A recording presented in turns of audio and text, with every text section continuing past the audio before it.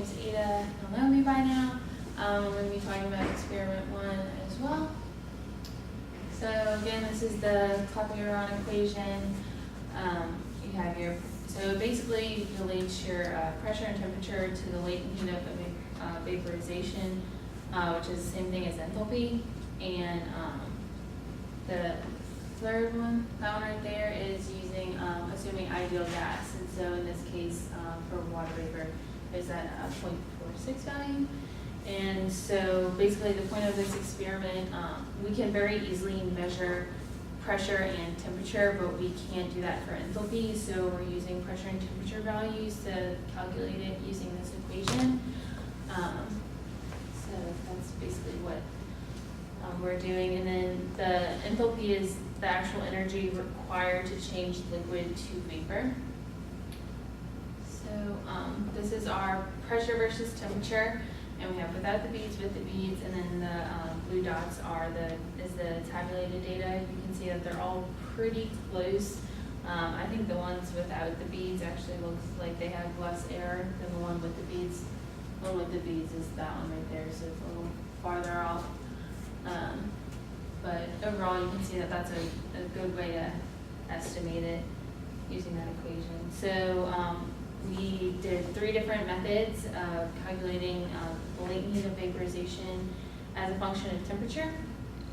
And just as a reference point, this is values from the table for the age versus temperature. So it is supposed to be a linear slope with a negative slope. That makes sense. As the higher temperature, you require less energy to change phases, so that would make sense.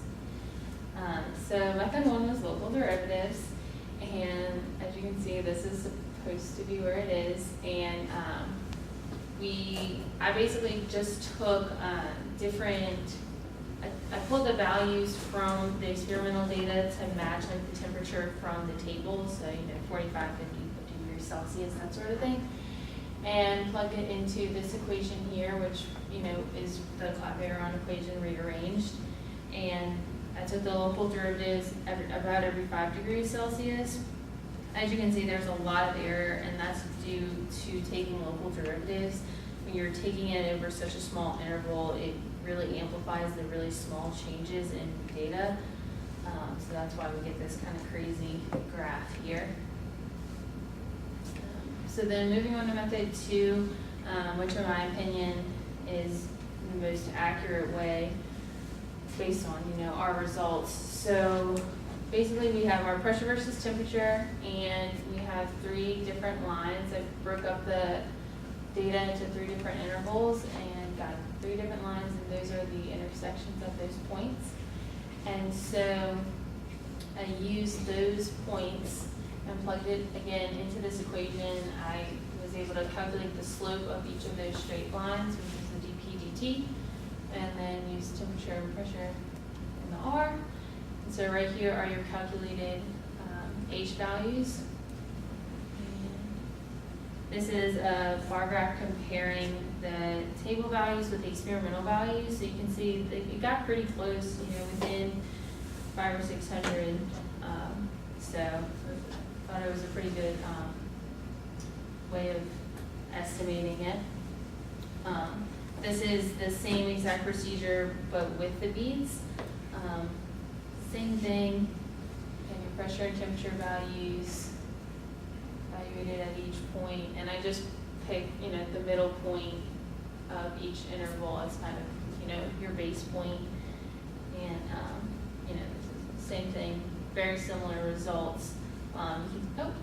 You can see there's a much greater error like in the beginning, and which makes sense just because, like Ryan said, we kind of had a little issue at the beginning with our experiment, so that might explain why it's a greater gap than all the other ones. So method 3, we have polynomial regression, and so we're basically trying to get H as, it is a linear function, so A and B are constants. And so we took our Clapeyron equation, subbed in A plus BT, and then we're integrating. So then we get this. And so our negative A over R, B over R, and C are going to be our constants. And we regression analysis on Excel to yield the constants for these. And so these are constants without beads, with beads. And then after rearranging, multiplying by R to get A and B, these are our values. This was concerning to me because I knew that the slope needed to be negative, and so I wanted my B value to be negative, but that did not happen. So anyway, these are our linear equations of the lines to predict the mean of equalization. And these are, just the tables, and you can see, you have 2,200, and then you have almost 200,000. So there's a very big jump. So I think something happened with the regression. Same thing here with the beads. And this is the chart. Remember, this line looked like this at the beginning. So there's definitely some major error there.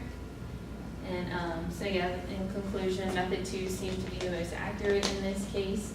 Maybe my Excel skills are not up to par. But overall, this is a good way to show that you can use, if you are able to have pressure and temperature, you can determine the heat of the vaporization. So, any questions?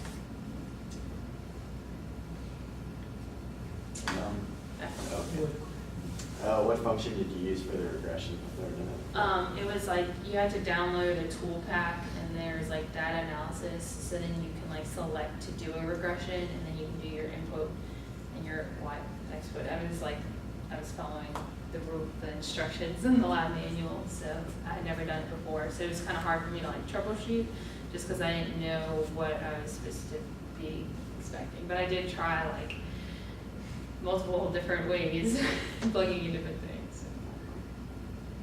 So what did you do in method 1? Method 1, that the local derivatives. So you didn't get the accurate result no.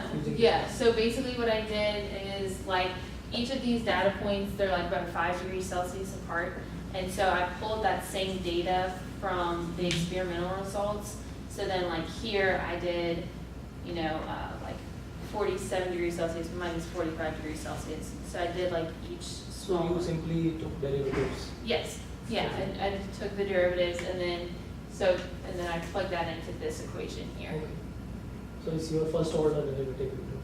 If you Right. had taken second order, so Right. I didn't know. Was I supposed to take the second and third? Would that have you made it better? can do that, yeah. Okay. Well, yeah, that might have helped. So, next time. Any other questions? All right. Thanks, y'all. Good job.